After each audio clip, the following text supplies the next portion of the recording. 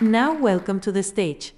Curriculum developer at Deep Learning AI and Machine Learning and AI GDE, Leslie Serna.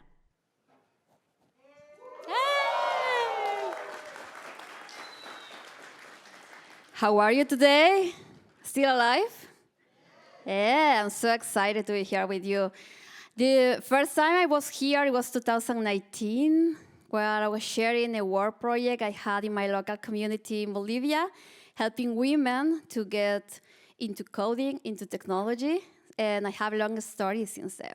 So I decided to call this presentation like the first, but not the last, and mostly how technology, courage, and community can change anything. I can recall there might be people that have already been the first GDE in their category, or people that might be the first in their country and their community. So I'm so excited for you guys, and also this presentation is meant to recall, do not be the last. So I didn't grow up thinking I want to be an engineer or to work with artificial intelligence. And probably I was not sure what was that already. I was born and raised in Bolivia, in South America. I used to sing a lot, dance a lot, and I wanted to be an actress until my parents told me, do and work in something that makes money. But I still remember I love learning, and I was always dreaming on doing something meaningful eventually at some point. Growing up, I realized there were no role models around me. I just only had curiosity. I decided to join engineering for my major, and it was really interesting that I got people around me saying like, are you sure you want to study that? Is this gonna be really, really hard? And I just was like 16, 17, and I was like, yes. I'm sure I want to study that, and I'm sure it's going to be hard. But anyway, I wanted to try, I wanted to do it, and I wanted to be the first engineer in my family. It's really cool that, there we go. It's really cool that I decided to study engineer, and I had an extra pressure because I had a scholarship, and I had to keep my grades. But when I learned coding, many things changed because I learned how to think better, and also I learned how to learn. And that was the difference because I realized that my mindset changed from just surviving on university and getting my engineering degree to actually belonging to technology, to a community, to become an engineer.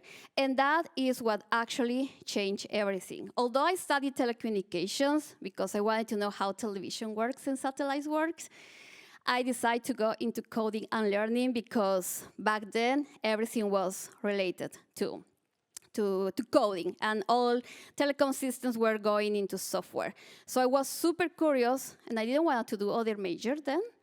But I decided to go straight to what was coding. And I also had another dream that was fulfilled later because I always wanted to study abroad in a different language than in Spanish. I know that's going to be a real challenge. And I remember I was looking for opportunities, and the very one I wanted, I was not selected. I was 23, and I was feeling my world falling apart. Like, I don't know what I'm going to do in my life.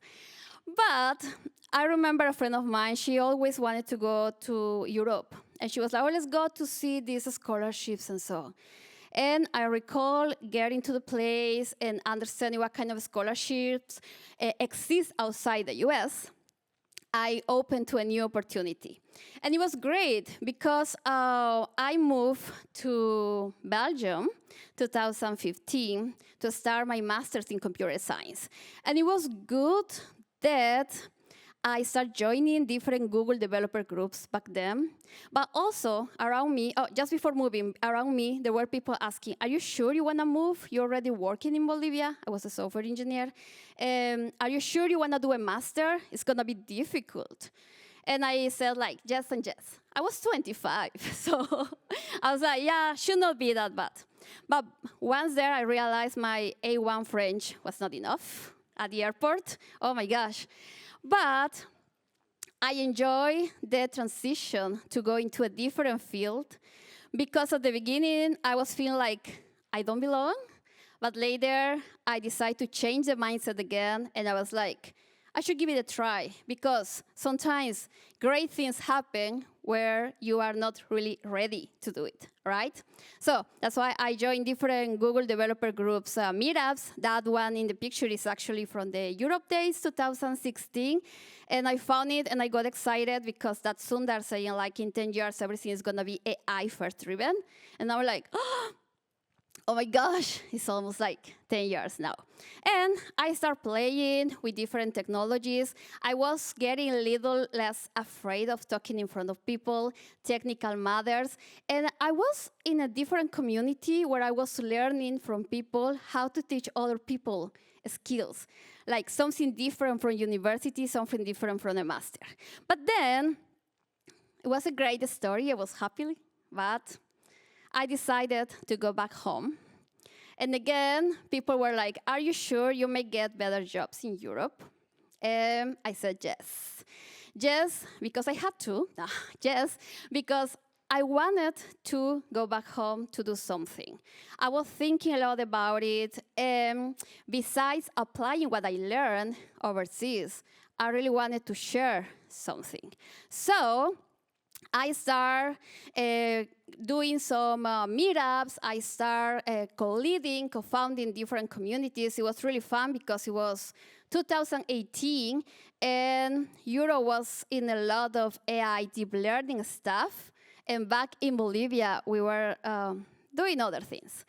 And it was fun that I was trying to transmit this enthusiasm to learn how neural networks work and how we work with data and what is that important. And I realized I became important in my country because I was invited to go to this women meeting that's going to help in Bolivia, that's going to develop, technological communities and so on. But I just realized that it was just a desire hard to share knowledge, and I wanted kind of become the role model I didn't have before. And I wanted to show people that even if you're from a small town, from another country, you can actually do something and dream bigger. Yeah, that's how I start, as I mentioned, working on building communities. I gave some talks. I record courses in Spanish. I work a lot in promoting technology for women so they can start working on this area. And it was 2019 already when I was found by the GDE program. As I said, there are years of blogging and teaching, and I think that's what brought me here. And it was exciting because I was teaching a lot of AI with excitement, like what can we do, and not only Bolivia, but what the region can do. And it was really cool as well, because I was teaching people maybe getting their first hands-on experience in building into something AI. And with the credential of Google Developer Expert, then it just helped me to amplify what I was doing and how I was reaching to different communities in Latin America, where we do Spanish. And I just recall when I had my my technical interview, something that we spent a lot of time talking was related to the content I was creating in Spanish.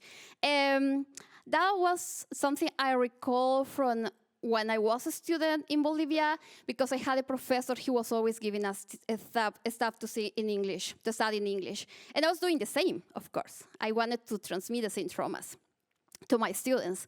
However, I recall one of my good students, he was like, I can do it in English, I'm learning in English, but I would really like to grasp the main concepts in Spanish, because that's why I speak all the time. And I was like, yeah, that would be interesting. So I started writing a lot of tutorials and bloggings in Spanish, very technical stuff. In my interview, that's something that it was really highlights, like how we are doing accessible this kind of content to different audiences. So it was really cool that my first time in Silicon Valley was 2019 as a Google Developer Expert in machine learning, being the first women in Bolivia and maybe South America. And I was so excited to come and to share about this kind of projects I was working on. And yeah, from then on, I realized the program, like meeting people like you, was really so excited to get to know what you are doing and what else are you working on. But at the same time, it was intimidating. Like, oh, so awesome, this guy is doing this and this girl is doing the other. However, I realized this could be a great network for me to grow, not only as professional, but also as person. And I can relate to the program because it helps me to get more knowledge and more on AI because everything is moving so fast, you know. And also because it helped me grow in confidence, like what I was learning, what I was teaching, that it was not only me, like a random girl in a town, helping others to learn technology, but also we were bringing this kind of Google developer groups, Google developer experts to town. And also going into a global network to be connected with different companies and people around the world, which helped me think beyond borders to get help to my country. So everything looks great then, but no. But 2020, you remember we had a COVID, a crisis. It was good that by that time, I already was involved in this GDE program because I had this mindset, share, build, and empower. Because I decided to work at the government. I was only 30 maybe, okay, because I wanted to build something for my country from the government. That's another story. However, I was there working into some digital projects, and it was really interesting that I met people that were into this digital transformation and so that helped me already getting interesting things for my community. For example, along Coursera during the COVID times, we trained over 20,000 people in Bolivia online. And this was through a partnership that I was gathering with people around in Silicon Valley. And also during pandemia, we took over social networks and we trained over 30 people into digital tools that everybody was scared how they are going to keep working or keep learning because nobody could go out. And also, as I've been in many of your communities, I've been giving like lots of virtual talks. But let me tell you a little bit more about this. This was an interesting program from Coursera. It was for the recovery in the workforce in 2020. I was really excited to read the applications because there were people like, I just graduated, I wanted to go to work, and I realized everything is closed, the world is closed, and I wanted to keep learning. And I'm happy I have this access to start learning and to do something in between. And regarding to the digital tools, I also realized how this program was powerful because it was already designed to work for 100 people. I joined some friends as volunteers with the US Embassy as a sponsor. And we had over 300 people that wanted to learn how to use the platforms. We trained on Google Docs and all the workspace already. And it was even better because actually they were training themselves to their local communities. So our impact was even better. So going forward to that, I just realized with these different programs how important it is to help others to maybe be the first in their community, in their career change, in their professional, personal growth, and actually how this help us without really like no fancy labs or just being led by curiosity in our community. This was during that time, as I mentioned, I started helping some local programs helping women to get into technology. And I realized at the beginning, as when I was a child, younger, they were like, why you want to study technology as a woman? Is it like you just want to finish a career and then go home to work there or what's going to happen. But it was really cool that back then I was actually getting more friends involved, and we create this kind of role model showcase. So to also show younger ladies, like you can be a scientist, you can be a technologist, a programmer, and actually try to explain them in a different manner how this technology works and why it's important to get into it. Even if you are a developer or a user, but to get into technology. And that was in the 2 years ago, in one of the summits for Google developer groups and experts in Latin America.